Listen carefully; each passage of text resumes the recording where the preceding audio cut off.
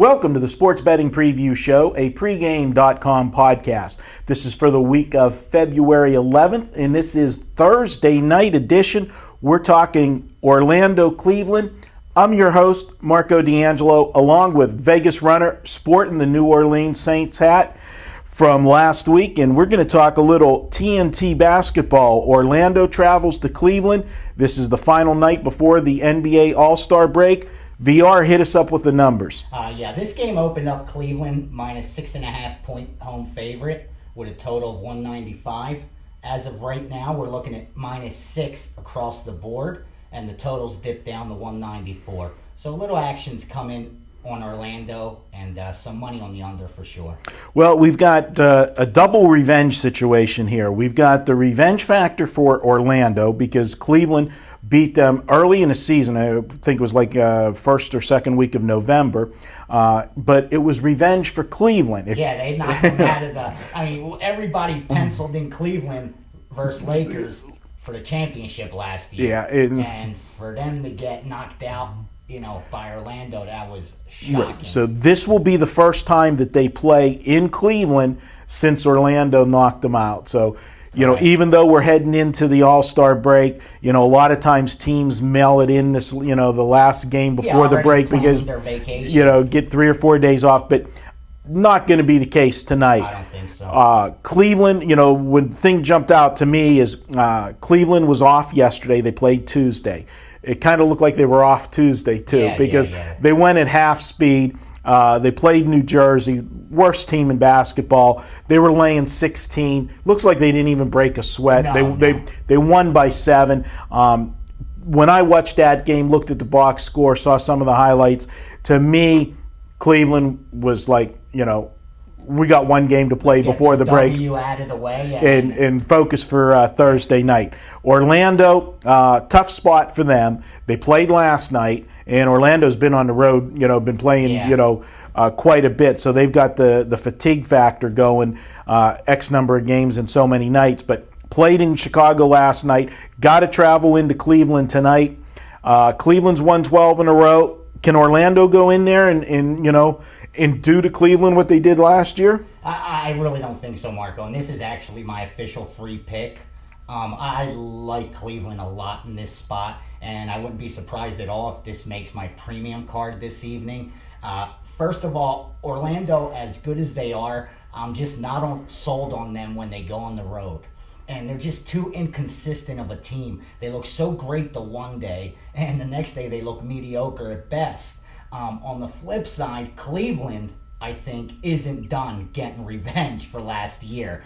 And they have a chance to do it in front of their home crowd, who had to witness it last year and had to live through a whole summer of knowing this team knocked them out. And even though they did get their revenge in Orlando, there's nothing like doing it on your own home court in front of your fans. When you look at that first meeting, Cleveland jumped all over them. They just annihilated them. They had a 22-point lead at one time. They shot 71% from the three-point line. They shot 48% field goals overall. So they came to play.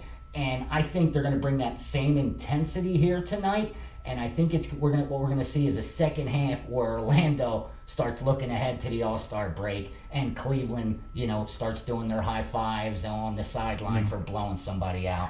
Well, I think the biggest factor is, you hit the nail on the head. I said it at the beginning as well.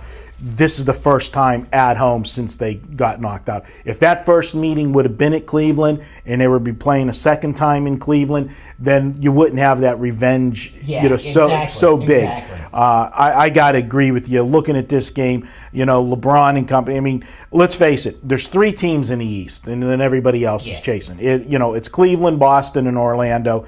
And it seems like to me that Cleveland this year, because I think they left last year with such an empty feeling because, it was automatic. It was going to be Kobe and LeBron. Of course. They started marketing that from day one. Early. And for them to get so close and then not to get to the top of the mountain, this team this year, to me, anytime it's been what I like to call a statement game, when they go up against one of the teams, they beat the Lakers both meetings this year, and that's the team they were supposed to play and didn't get the chance to play. It's like they had something extra to prove, and I got to agree with you. I play the game tonight. I have to play Cleveland or I don't play the game. I think this is another of those statement games for Cleveland. They love when they're on TV, which, I mean, let's face it, next to, Kobe, Cleveland, even though they're a small market city because of LeBron, they're going to be on TV any chance that a network has to put them on, and LeBron loves it. And, whether this is going to be the last year or not, in Cleveland, these marquee games, the statement games, he shows up, no question. But let's face it, every time he shows up in the marquee game and delivers, that price tag just, it's like being in a taxi cab and riding around and watching the meter run. Because that's what's happening with LeBron. I got to agree with you. I think we're getting a little bit of the worst of it with the line because Orlando did play last night, and Vegas knows that the sharp public, I'm not going to say the squares, know the fatigue factor, and they kind of put I think in most cases you're talking about a 1.5 to 2 point swing in the line whenever it's a rested team versus a team that played the night before. And for this line to dip down to 6, I think supports that maybe it did come out a little too high. And usually, me, I create my line and I like to look for value. But other times I handicap the situation. And this is just... The matchup overrides the value. And you have a Cleveland team who's just been sitting at home now for how long? Right. They've played 5 or 6 straight home games. So, I mean, they're as prime for this as they're ever going to be. And when you look at the history of the series, the home team has won 8 of 10. And before that, it was like that, for even longer. So, I mean, you got to adjust for that home edge when the series, dictates it that way. I think you got to add a little extra points there. More importantly, like I said, this Orlando team on the road, I'm just not sold on them. So, I'm willing to lay that 6 points, and I think it'll come down to Cleveland's defense stopping them enough in the second half to just go out to a huge lead. Because as good as they are defensively, when they play in front of a national crowd, that intensity just picks up. And it's not like they're number 2 in points allowed, number 1 in defensive field goal percentage. So they play good defense regardless.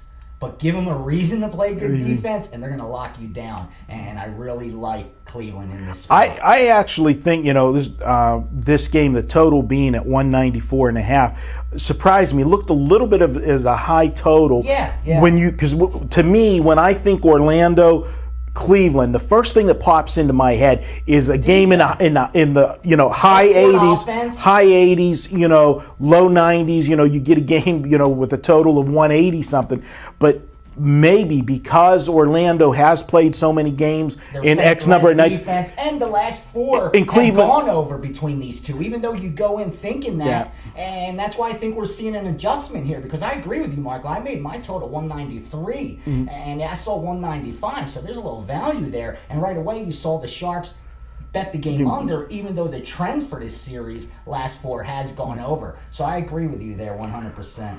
Okay, well, the time is flying. We've got an official free pick from Vegas Runner, and we have a special promotion, too. If you go in on YouTube and go into the comments section, you can predict your outcome of the game. The score you think. And if you hit the score on the money, we're going to give you $100 in pregame dollars you can use to spend any way you want on the site. Well, I've already put you in the right direction. Yeah, so VR's telling you. Put Cleveland on the top side and Orlando on the bottom of that prediction. All right. So he's Vegas Runner. I'm Marco D'Angelo. This has been our Thursday preview of the Orlando-Cleveland game.